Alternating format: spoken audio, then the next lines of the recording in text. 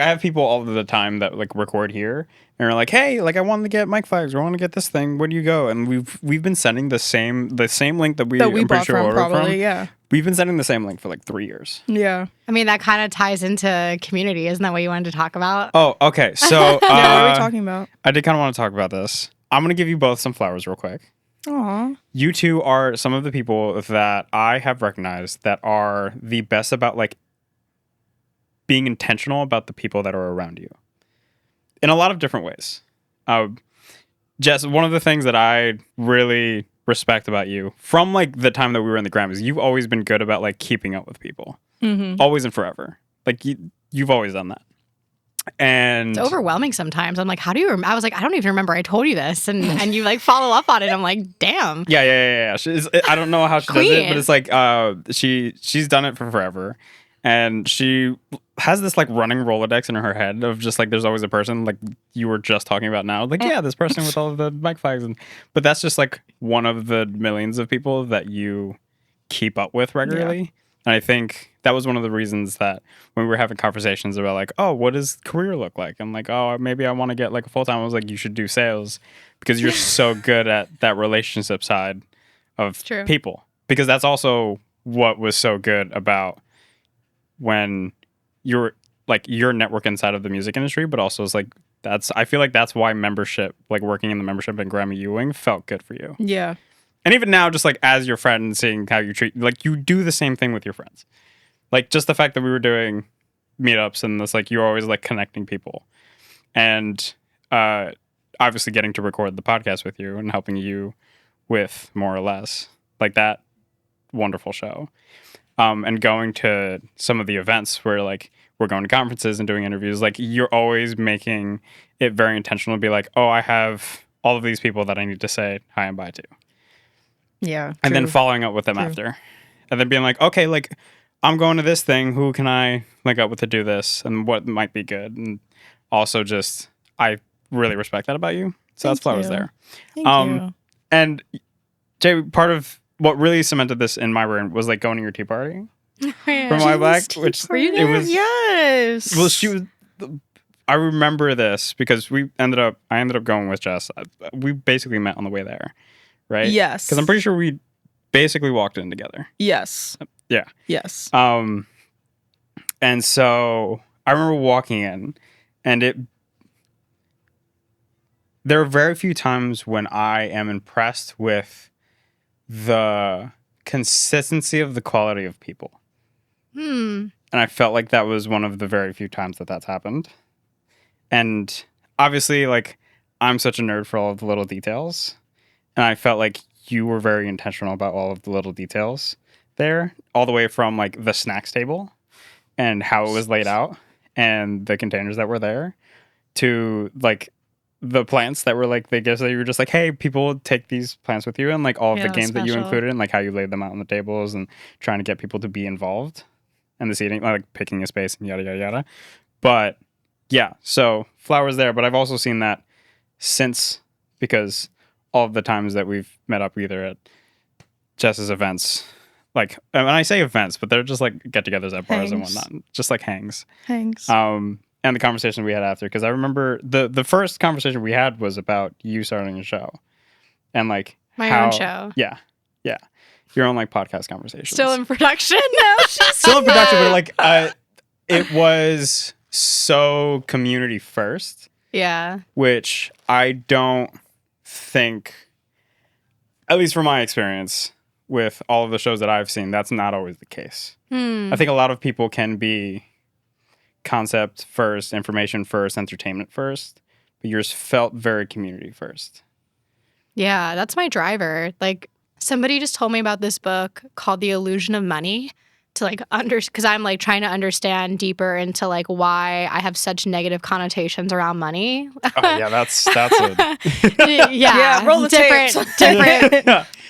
different topic of conversation, but which we could totally get into, because the amount of conversations that I've had. I have a friend, Yoku, like probably like half of our conversations have just been about money and like doing things that felt, giving ourselves permission to want things that I think sometimes can have levels of shame attached to them. But like when you look at them are the things that you actually want to make your life and the people's lives around you better. And I think money is one of the very big ones. And I think power is another one of the related ones. But money is a huge one. So I'm going to need that book recommendation from you. Yeah. I mean, what I've been sitting with there, like to kind of like not go into too much depth, is going into this consulting freelancing space versus having a salary. It's like, okay, how do I value my time financially? How do I value what I give to a company financially? Like, I don't think in those terms. Like, that's not how I operate. Oh, but I feel it's like obviously we could talk for days about this. Yeah. So, but with that said, so she said, if money, through this book, she reflected to me, if money isn't your motivator, like you have to figure out what is. And I'm like, oh, like my motivator is love. Yeah. Like that's like very clear to me. I feel like this portal, this vessel of love, I want to emulate. I want to be around people. I'm now aware to be around people that also want to give, want to receive what I have. And, yeah, I've just always found community as my through line. Like whenever I've gotten sad about the world or think about how to make an impact, community is the only thing that is really the bright light for me. Yeah. I think it's the only thing that I can really control around me. What do you mean control? Um, Because the second you said control, it feels interesting for that to be attached to community. Because I think for most people, well, I'll speak for myself. When I think of community, I think of people and lots of other people. And for me, in my brain, that is almost that is not even the same conversation as control. oh. So for me, it's interesting that you put those in the same sentence. I think just being in control of who's around you and like what communities you're a part of, what community you create. Yeah. Just going back to that intention of like, surrounding yourself with the people you want to be around. Yeah. I never used to do that. So maybe that's why that word is a little bit more associated for me. That is interesting. What does that look like now for you? Like control with community? Like the intention. Like the what is intention that of like? community. How does that intention manifest in the things that you do to have that level of? Here's an example. Like I created a list for myself of people I wanted to reach out to in January, like with the new year, with the new setting, new information, professionally, personally.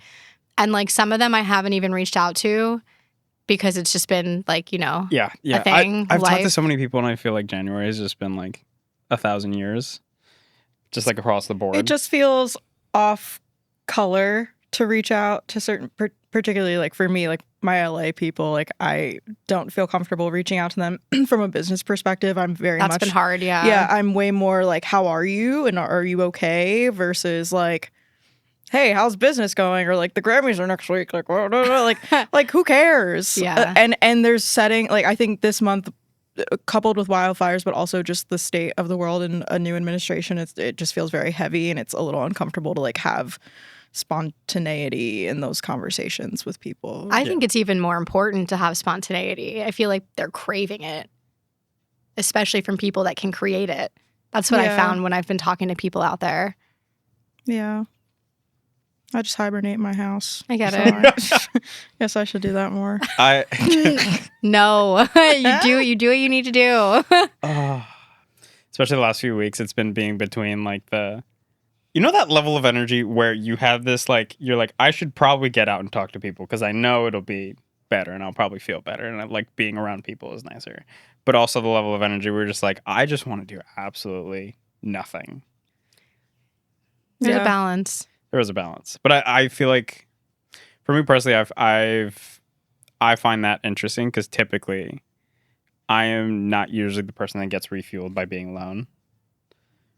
So having that inclination to just do absolutely nothing, I think is. But that means you know your battery. Yeah. Like you know your social battery. Yeah. And like I skipped a networking event last week because. But yeah, speaking of social battery, I just didn't want to because I didn't have the battery to like go out and talk to people. And although the devil on my shoulder was like, yeah, you should. Like, I want to remove this expectation of like what I should be doing versus like what I feel like doing. And in that moment, I knew that if I showed up, I wouldn't fully be myself. I would just kind of be half of myself. Yeah. And the decision was to stay at home. Like, not do that. I'm going to move your mic a smidge. I also want to say that Jaimie's tea party I talked about for like a month after that happened. Oh my God, really? Yeah, because it was so fun. That was the first time I ever had like a real birthday party and like put money into it. I was making money. So I was like, I'm going to spend money. And then like all those little things just started to transpire. It was a great time. I know. It was a really nice party.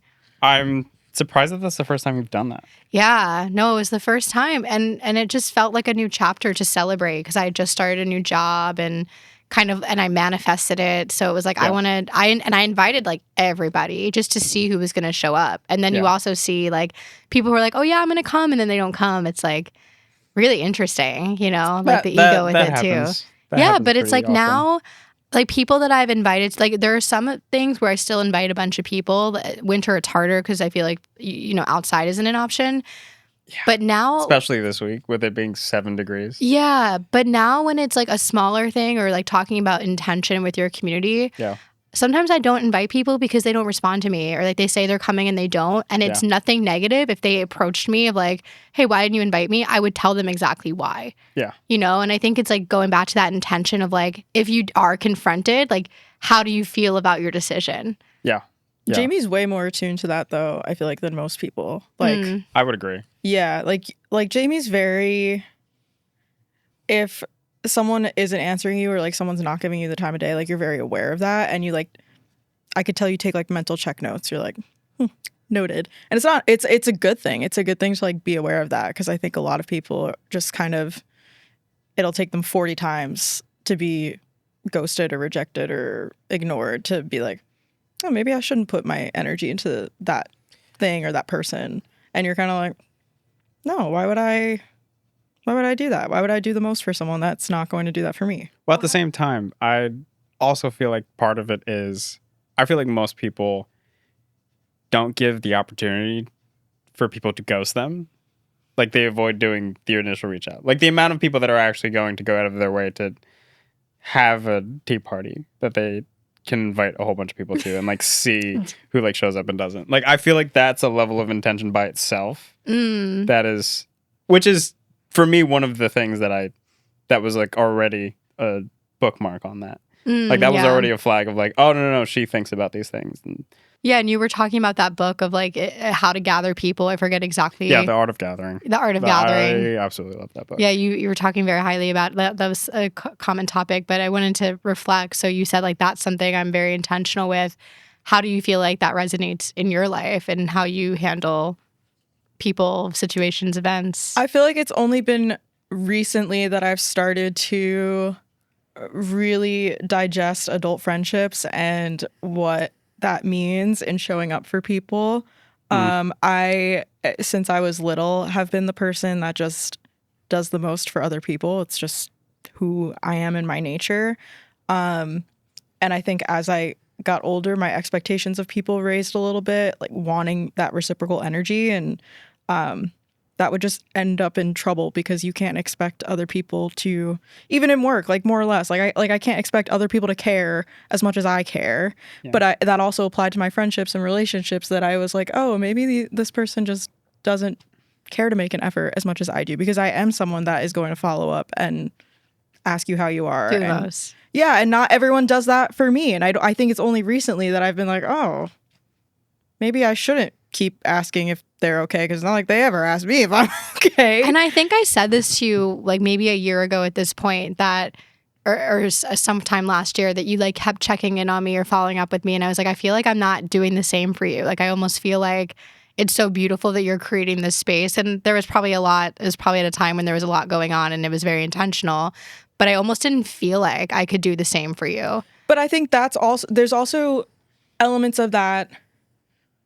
I look at people and friendships almost as a spectrum, and that's not to put people in buckets or categories, but there's certain people in my life that I would stop traffic for, and there's certain people in my life that I would maybe just have a crosswalk, like stop traffic kind of person there. Yeah, like, you'll press the traffic. You'll press the cross you'll button. hold a stop sign. Yes, yeah. and it's I think that there's been times in my life, particularly over the last year, that I have felt that way, where I'm like, I can't show up the friend that I want to be or the partner that I want to be because I'm going through my own mental shit. And like, some friends, I should say, the people that are meant to be in your life will understand that and will still be there for you and will not fault you for it or hold it against you. And I think there were some people in my life that were expecting way too much of me, having no idea what was going on in my life, nor asking, nor caring. And those were the times where I would reevaluate and be like, oh, okay, well, the spectrum has just gotten wider, and like maybe I need to realign them somewhere else that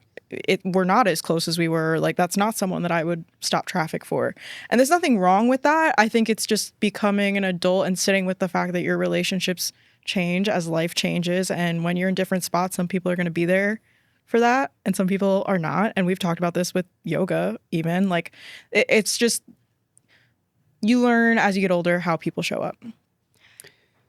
And I will say, like, you know, you kind of have to make room for what you want to bring in. So like recognizing like this, it doesn't even have to be a judgment of like, oh, this person's making me feel this and I don't like that. It's just like you get the sensation that doesn't sit well with you, observe it, see where it comes up in other points of your life, at whether it's days, weeks, months, and just take a note. I actually don't want to feel this way. So like, and these are the things that make me feel this way.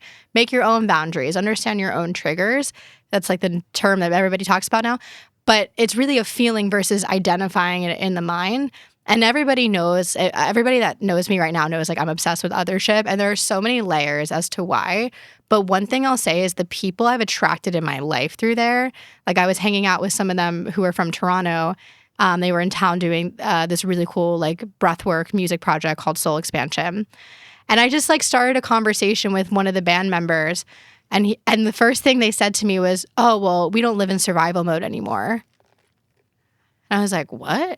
Like in a beautiful way, like taking that in of like, wow, I've never heard somebody start a sentence that like a reflection point that way. And the nuance of what was happening, I left there feeling like, you know, this healing journey, I look at it as a bridge. Yeah. And I feel like for like the things I'm working on right now, I'm like 3/4 of the way there. You take steps back, you move forward, but I see the other side of discomfort. It's actually, I don't really call it the healing bridge. I call it the bridge of discomfort. And I have friends who are on the other side of the bridge, like haven't started that journey. People just walking up, tipping, toeing on the bridge, halfway, whatever. But I feel like I'm finally in the last few months bringing in people who have actually completed that bridge. Yep. Doesn't mean you don't have setbacks. Doesn't mean you don't walk over the bridge again and like try it again. You just like know how to navigate it better this time. And it's really fucking cool. I wanted to double click on something that you kind of brought up. Because when you were talking about adult friendships, one thing I really resonated with was when you said, I feel like I haven't been doing that for you. I don't feel like I have sometimes the space to do it because it's so much me. It's like follow up me. I would agree. Like from my perspective, I also feel like that. And it's like, I think sometimes, what's her name? Mel something. Mel Robbins? I believe so. I'm reading her book right now. We're not like friends with her. You mean no, like content creator kind of Mel? Yeah. If you're watching, it sounded like Mel. I mean, it sounded like someone we're like buddies with. If anything, I'll just like correct the name afterwards, and then I'll just put the clip like here. Probably Mel Robbins. That's who you're. I'm pretty sure. But she did a clip talking about how adult friendship is an individual sport. Have you seen this yet? No, but that's true. Yeah, the clip was specifically in reference to her talking to people in their 20s, especially younger people in their 20s who like just graduate college and like have to figure out on their own that adult friendship is not the same as the friendship that we had for like 22 years of our lives, which is like now you're not around the people all of the time. You don't get put in a similar space. Like even Jess, like you are probably the person that I've talked to the most. And part of that is because, like, I feel like it's easy to reach out for, like, I could just talk about more or less things with you. Mm-hmm. Right? And then we end up talking about other things, obviously. Like, we'll go to get coffee and, like, start talking about business. Then we usually end up having a catch-up or something like that. But in general, it's like, there's so many people that it's like, oh, yeah, I would totally have more conversations with them. But I feel like I don't have a reason. And I think in an adult friendship like that, I'm not sure if this is more of a male thing, which it may be, but it's like when you don't necessarily have a reason, it feels there feels like there's so much more weight to the reach out. Oh, I find it fun. I find it very explorative to be like, let's see where the way I approach it professionally is let's see if there's synergy. Yeah. Like just start talking, share our story. Like, and you're just, if it's a blank, sorry, I keep hitting this fucking thing. It's just like a blank slate, you know, of like, tell me about you, tell me about me. And when there's no agenda, it's just like, okay, do we vibe? Do we want to talk again? Like, or are you just like a Rolodex that I have in my mind for something? Or like, do I never want to associate with you again? Yeah. I feel like that rarely happens for probably any of us. But yeah, I don't know. How do you feel about that? That's very Jaimie. I'm way more like, I have a bubble of energy. Or, you know how I use this a lot because my therapist told me it years ago, and you both have probably heard me say it, but life is a pie chart, or I should say your life is a pie chart. Yeah. And you get to choose how you want to cut it up and what you put and feed and put out into the universe. And I feel like when it comes to the pie chart of my social life or my friends, I'm very protective of that. And I'm protective of knowing that I only have X amount of energy to deposit per day. And I'd rather dedicate that energy to people that I really cherish in my life than it's probably rare for me to go out with someone that I don't really know and spend that hour, because I'd rather go check in with Jaimie or Remy and see how you guys are doing in that hour than be with someone new. Maybe that's not like, there's probably other things in my childhood and early adulthood that contribute to that, but I find that I'm very protective over the amount of hours in a day that I have. It's amazing. That's fascinating to me because I feel like I'm not the complete opposite, because I love when I get to catch up with the people that I love doing this. Like I find it so But much you fun. both are very extroverted. Like you both are you'll walk into a room and will talk to anyone. Like you've made jokes about this, but like I'll make a best friend on the subway and never talk to them again. Like, you will make friends anywhere you go, and sometimes it's annoying because we have to get shit done. But like, that's how I'm pretty sure or we have to be like, or we have to be places. I'm very sure that this exact scenario has happened where we are leaving a place. I start a conversation talking to like the person at the desk, and just like we got to go. We have to go set up. Like we have a thing that we're doing. Like in, like, 30 minutes. I'm this. Well, when people in general aren't aware of their timing or just like time, I'm so.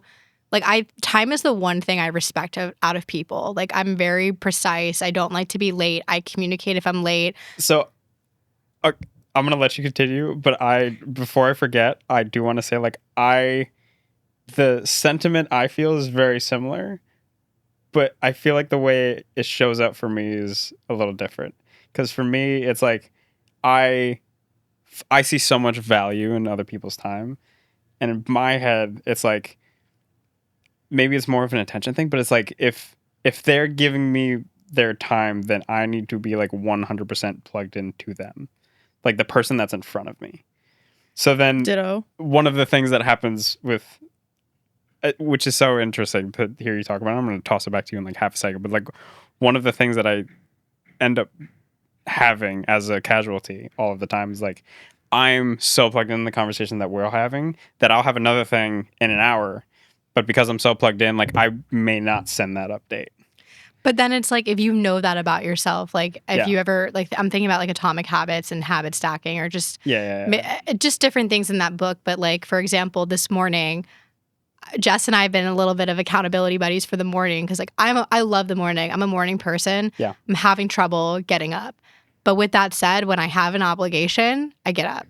Yeah. And so I'm just trying out different things. Like I made a Spanish class for 7 a.m. online yesterday just to like have the motivation to get up out of bed. And I did. And it was great. Yeah.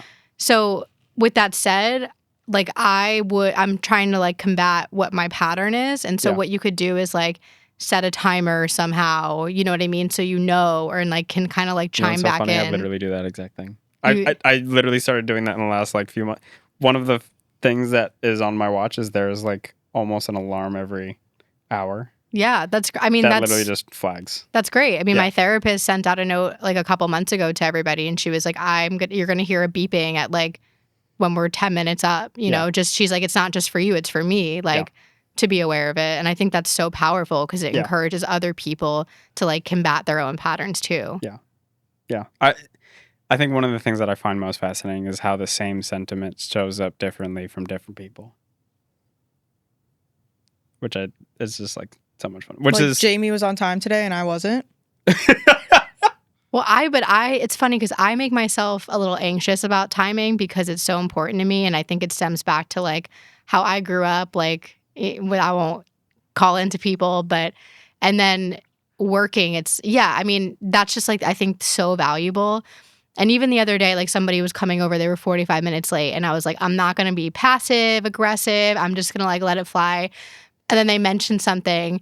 They're like, oh yeah, like you're so much more flexible. And they were talking about yoga, like, you know, physically. And I was like, yeah, I didn't even give you shit for showing up an hour late. And I explained, and then we talked about it. And I gave a real life example. Like, I don't care if you're late. Yeah. That's actually not the problem. But it's like in those 45 minutes, like I'm preparing for you to show up at any minute. Yeah. And you're not communicating that to me. Oh, so that's crazy. I even had my neighbor who came over to eat dinner and like 15 minutes over of when this person's supposed to be at my house, I was like, hey, you gotta go. I gotta like, you know, have somebody coming over.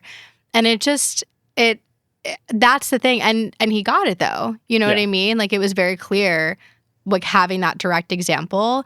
And I think you just have to explain to the people around you that are worth giving your energy to of like why this bothers you. And because usually there's an action that they can do to help, even if it's just communicating. One of my favorite subjects that Priya Parker talks about in The Art of Gathering is like the need to actually be a leader in terms of setting boundaries and rules, and like how doing that just shows the level of respect that you have for the people that like come and trust you with your time, which I think is very much in line with kind of how both of you kind of like lead the things that you're a part of and like the communities and whatnot. Yeah, but with that said, like I will get anxious about timing, and like you mentioned before that, you know, following up with people, having this Rolodex, always have, you know, I feel like that can create anxiety for you, like having this like internal checklist of so many things. Yes and no. I think it's one of the things that actually keeps me sane and together, is knowing that is my power. From a professional sense, my reputation is everything to me, and I want people to feel that about me, that I do care about them. I think my ethos is very much people first, no matter what I'm doing. Like work second. Like I just care about you as a human, and I want that to shine through when I talk to people. I think it gets overwhelming for me when I don't have a clear boundary of someone, or I can't really get a read on them. I just think I'm a very like intuitive person, and I usually get a gut feeling around people within the first hour of knowing them. And it's not a judgment, it's more so like an energy read.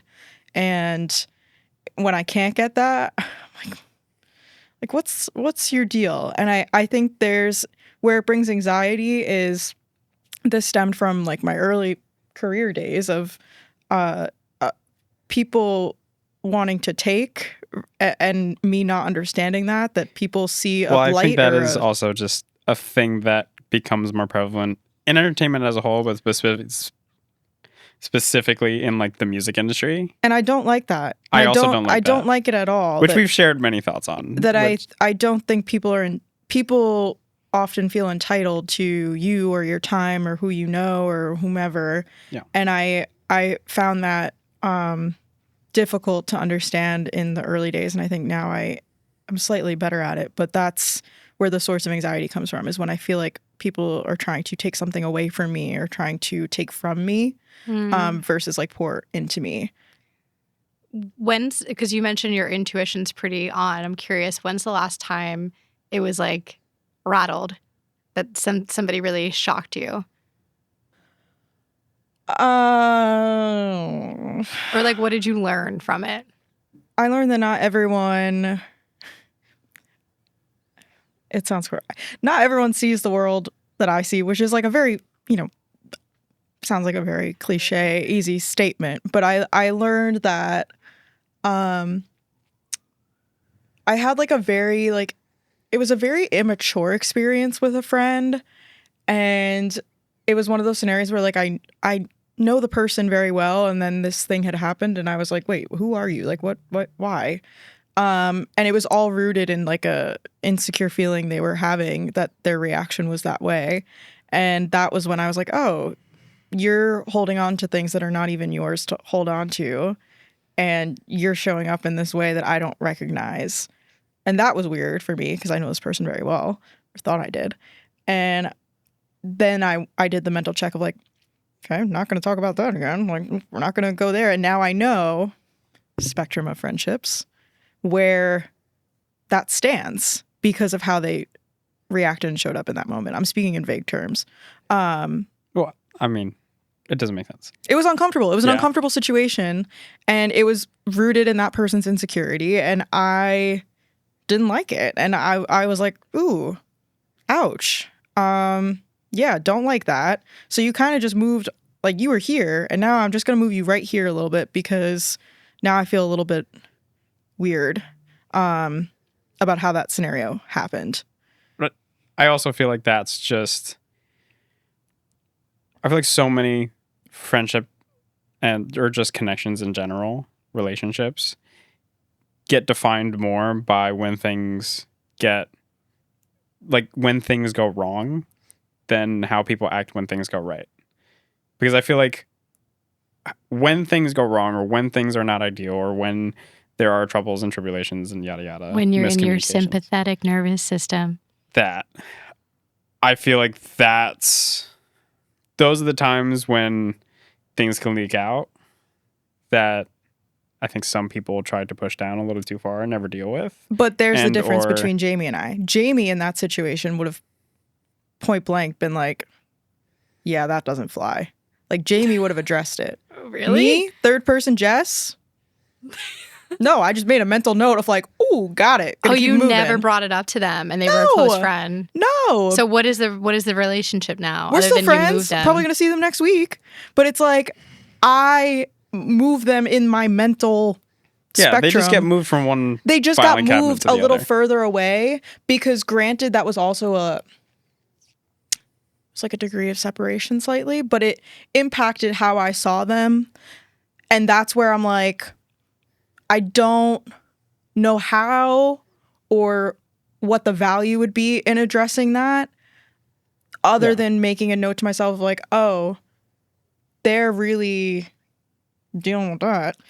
Well, this how Jaimie would approach it comment, I mean, how I would think about it is like, if this is a close friend of mine who, and I would understand the values that they bring, the values they've given, I would see it as an opportunity for them to grow. Yeah. Right? To approach it. And it's like, not that you don't need to give them that, but like that's something I would feel that I would want to try and give and bridge the gap of. And that's what I admire about you, and that's why I say it that way, because you are able to recognize that in people, whereas like in that situation for me, I recognize that as a fault in someone versus like you see it as an opportunity for growth. I look at it as that person, because they had such a negative reaction to this thing, that granted, like, I knew the same situation. I did not have, like, it doesn't affect me, but this person, it affected her. I looked at that as a fault of like, oh shit, if I was ever in that situation, that's how she would react.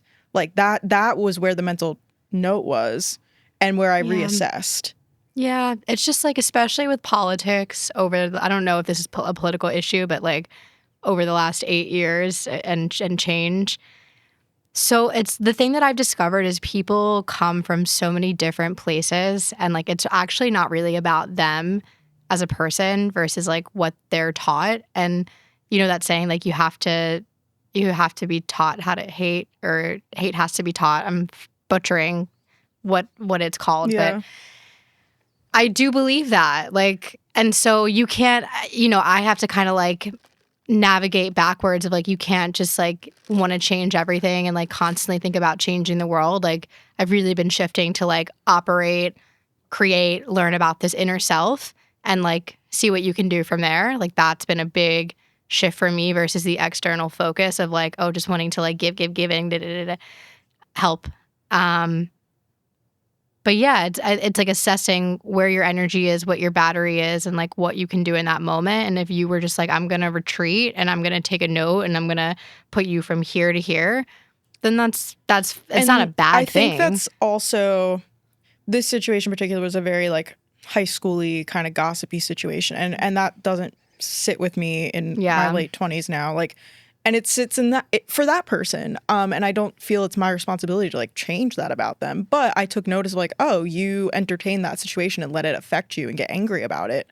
And I think George and I were watching Housewives last night, which it was a great finale. But we were using the word emotional maturity because they were in this like very intense argument that was very complicated.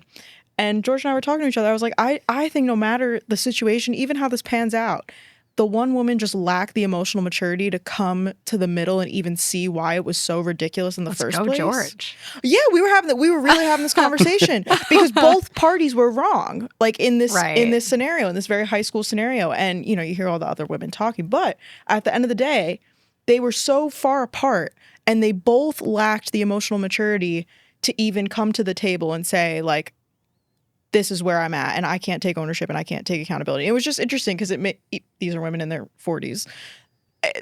There's nothing wrong with this friend of mine, but there was an emotional maturity there of like, she was very involved in this high school-y type situation. Whereas for me, I'm like, I'm not giving that the time of day. That does not click with me.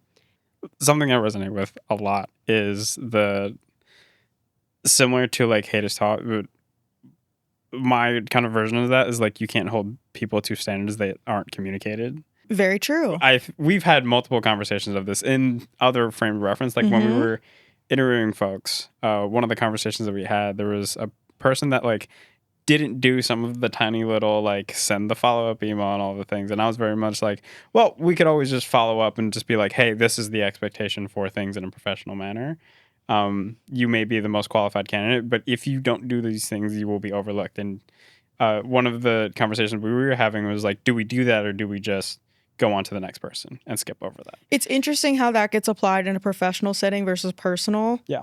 Well, one of the things that I bring that up for is like, I've had a lot more, I feel like I've had so many more of those conversations recently, at least with the people that I have around me, which I think... Personally. Yeah, personally. Like, with one of my friends, like I have very directly been like, hey, if you want a friend to be like the person that you do like the emotionally focused coping and you just want to rant about things, like I'm not that friend.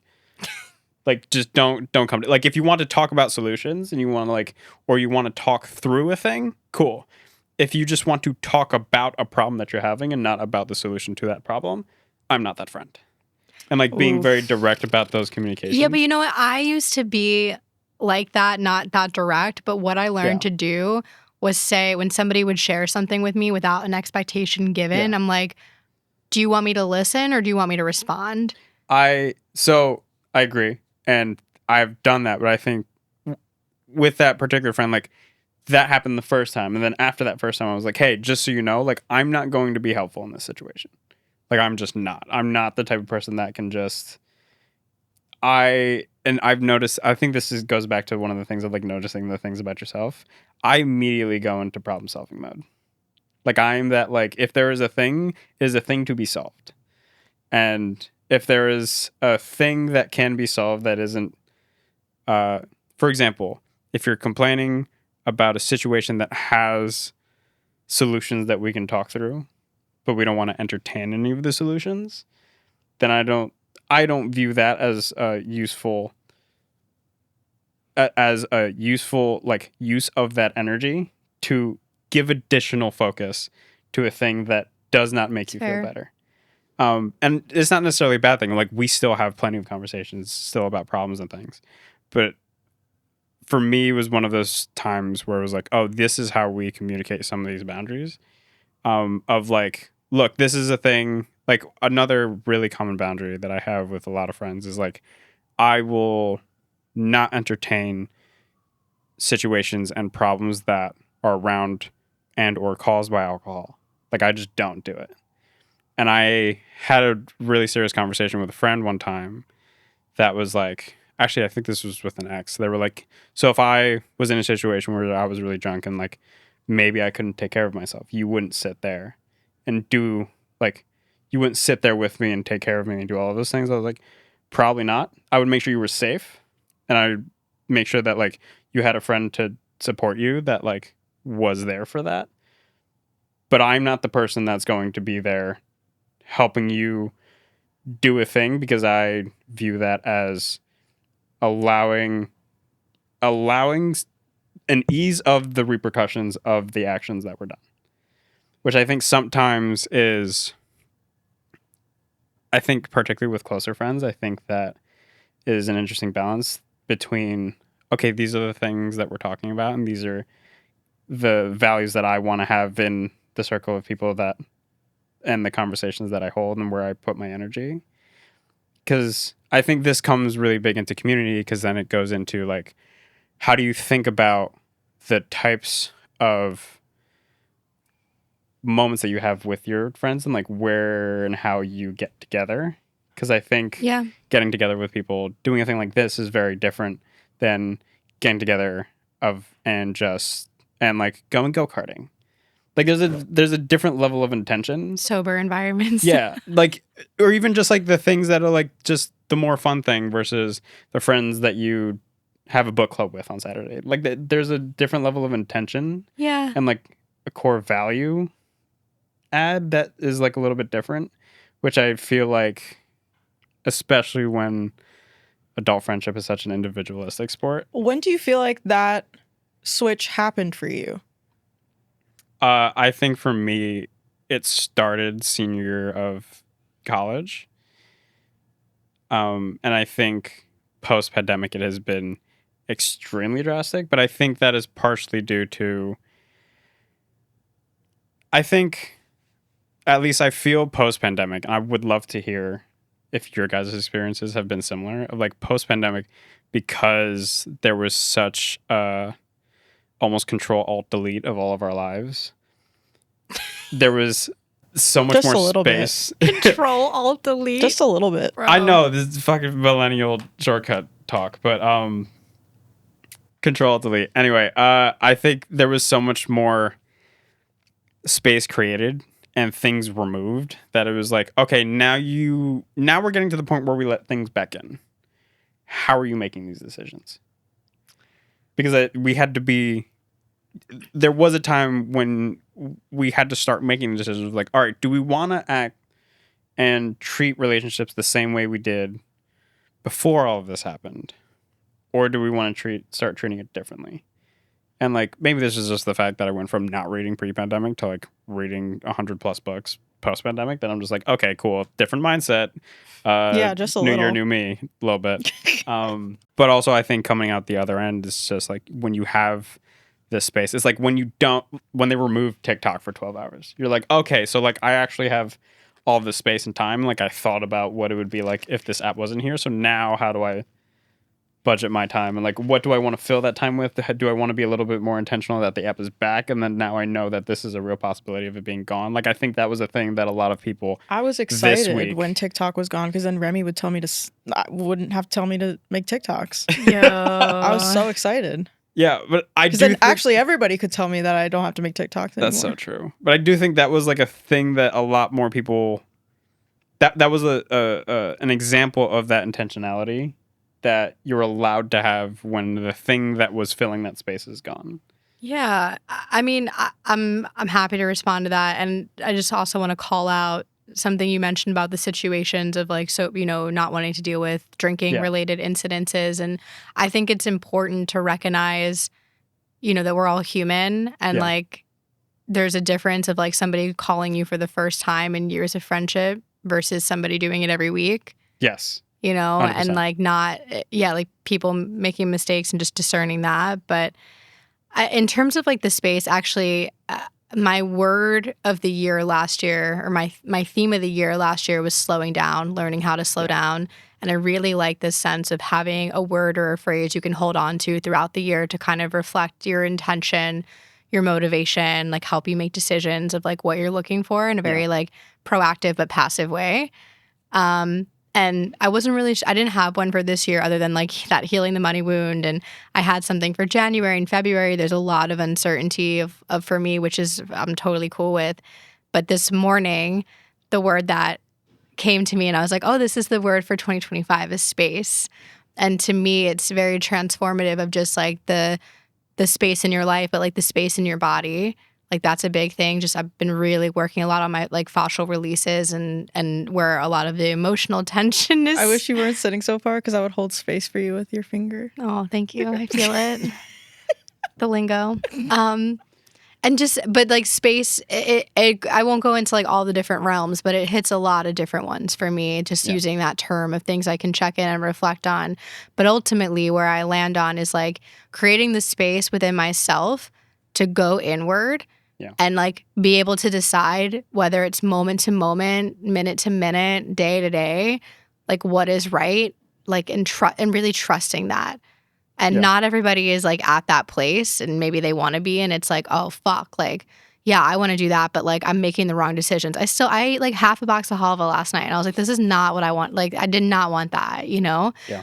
But like you have to kind of take in, like be present, be in the moment, like, you know, that's a whole other rant, but also have the ability to reflect back of like what is your growth? How do you feel about your growth over time? It's not just from yesterday or the day before, but like with an intention that you can set for yourself. Like if it is that yearly word or just like whatever it is for you, it's like different for everybody. And that's what's so beautiful about it. Okay. Well, I know you guys do have to get going.